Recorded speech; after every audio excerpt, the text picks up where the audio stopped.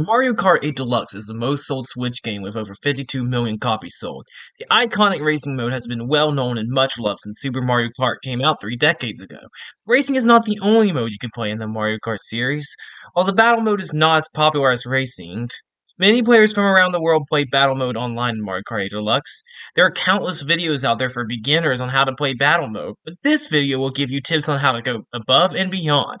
Watching this video could help you drastically improve at battle mode in Mario Kart 8 Deluxe. Let's begin. Renegade Roundup.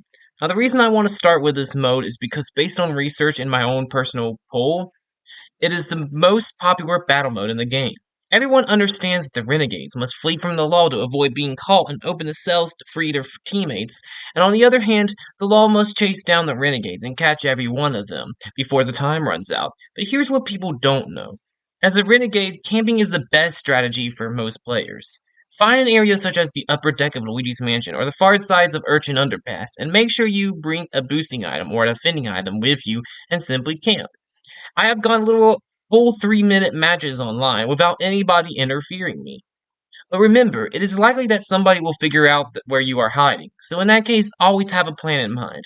Whatever items you have, think about how you can use those items. For example, if you have a boomerang flower and a single mushroom as your items, you can use that boomerang to hit the law player, and then use your mushroom to easily pass by that law player, and you'll most likely be safe from them. As a law, your biggest ticket to success is to think like a renegade. Sure enough, your play style will be different between the roles, but if you want to know how to track down hiding renegades, you're going to have to pretend like you are one. Remember those spots I recommended for you to hide as a renegade? If your role is the law, make sure to check those areas. Doing this can not only give you an opportunity to catch a renegade, it can at least scare them off and keep them from hiding, which after that, you can begin chasing them. When chasing a renegade, you want to avoid following them if you can. Unless they are new to the game, most renegades will know how to keep you from catching up to them. Try heading them off instead. Find a different route that will lead you to wherever you think the renegade is going. One more tip. If you are guarding a cell, try switching your angle from time to time. Don't stay in one place the whole time, for it is very easy for a renegade to slip by you while you are doing so. On the other hand, as a renegade, look for that open space and go for it. Don't rely on driving straight into the cell when a lone player is guarding it. Coin runners. The biggest tip I can give you for this mode is protection. When playing coin runners, play more defensive than you will in balloon battle. Use whatever you have the best way you can. For example, if you grab a banana from the first box, don't just put it down wherever. Keep it as protection until you hit the next box. Then place it down where that box appears. Grind items until you get either triple bananas or triple green shells. These two items will save you from desperate times. They can save you from red shells, bananas you didn't see, and it can give you a bigger chance to avoid fireballs or other green shells. From personal experience, unless you like playing aggressive in coin battle, try to avoid hitting people at all costs during the first 2 minutes. Once again, if your playstyle is destroying others and stealing the coins they drop, then go for it. But what works best for me is collecting as many coins as I can before the timer hits 1 minute, which is when coins stop reappearing. At this point, if you are in first, I advise keeping a safe distance from everyone. If you aren't in first, this is when you can try attacking the leader or attacking other players so you can steal their coins and hopefully claim the victory. As a summary, here are the only circumstances in which I suggest hitting other players in coin runners. 1. When somebody has hit you first. Only do this if you are sure you can hit them back. If you don't think you can hit them and you do indeed miss them, it is a great chance that they will attack you a second time. 2. When you are not the leader in the final minute. This is the most important time to hit people so that you can steal their coins and grab the W. Don't be too greedy though. Try to only steal a few of their coins if they are still near you after hitting them. 3. When you have a power item or a mushroom or cape feather. You can't always get triple green shells or bananas when you want. So when you have an item such as a fire flower, feel free to use it on anyone you see. Just don't stay too close to them once you run out of the fireballs. Also, if you have a mushroom or cave feather at the beginning of the match, these can be very useful to get some quick, easy coins. However, if the match is close to done, the risk really isn't worth it. And finally, 4. When you are far behind. If you have 3 coins in the middle of the match, by all means, I suggest you to feel free to hit every person and their brother as well. My last tip for coin runners is this. When you get hit, watch where the player is that hits you, and let that be the judge of how many coins you would claim that you lost. If the player has another item Run. If the player isn't very close but is coming towards you, grab a few coins and then run. If the player is nowhere in sight, collect as many coins as you can before leaving. Your surroundings will help you tell how much time you have to collect your coins. People always will try to hit a wounded player. Balloon Battle. Balloon Battle is the most familiar battle mode in the Mario Kart series. First things first, I would like to start off by saying no item is useless. You can make the most of every item. For banana peels, place them down where the item boxes are, around corners, or in blind spots. If you don't like mushrooms, use them to run away from other players or save them until you are close to an item box so you can boost into it quickly. Here's a few other tips. Hold on to red shells until you find an easy target that appears to have no protection. Don't be afraid to spam items. This isn't coin battle. If you have triple green shells, feel free to throw them all at one player.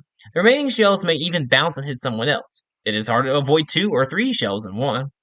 Once you improve at aiming, you can use each shell one at a time to hit players. You can also get creative and throw shells back at people following you, or even ram into players as your shells are still revolving around you. This also works for triple bananas. If you are in first during the final seconds, or you have only one balloon left, try camping and throwing items such as shells, fireballs, and bob-ombs. Earlier in the video, I told you about hiding places when you play as a renegade. Use these places to camp at. Most of these places will be areas where you have the high ground, so you can use this to your advantage as you throw items downwards and hit unsuspecting people down below. Shine Thief. In this mode, my best tip for everyone is to trick people whenever you have the shine. Learn how to turn around quickly. Try to drive straight as minimum as possible. Be unpredictable. You can do this by turning around suddenly as demonstrated in the match above. As you can see, I drift here, turning around quickly and efficiently. People are not very good at reacting at this, and it really isn't their fault. It's not easy to react to. Try to improve at this, and you will be able to keep the shine with no problem. You can also predict when other players do this, and it will save you a lot of time. Here's a tip I learned from someone else. How do you steal the shine? Use item combos. If you have a mushroom as your second item, you can try hitting the player and saving the mushroom until after you hit that player. If the mushroom is your first item, you can try to save it for when someone else hits that player so that you can use the mushroom as soon as you see the shine hit the ground.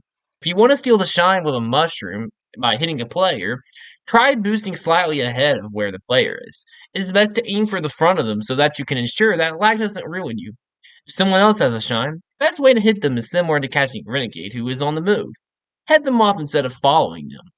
Almost all players try to follow the person with the shine, and this is obviously what you should be doing half the time. When it is possible, you should go a separate route than the one the thief chose. It is much easier to hit a player that way. Finally, if you have the high ground somewhere and nobody is near you, try waiting until people get close to you. There is absolutely no reason to head down into danger when you can stall and let the timer tick a couple more times before running. Bob-omb Blast. This mode is practically 100% skill. My biggest tip for this mode is to throw bombs over or at walls. Did you know that in Battle Course 1, it is more than easy to throw bombs over any of the walls? You can hit unsuspecting players this way. It sounds obvious, but most players don't realize this.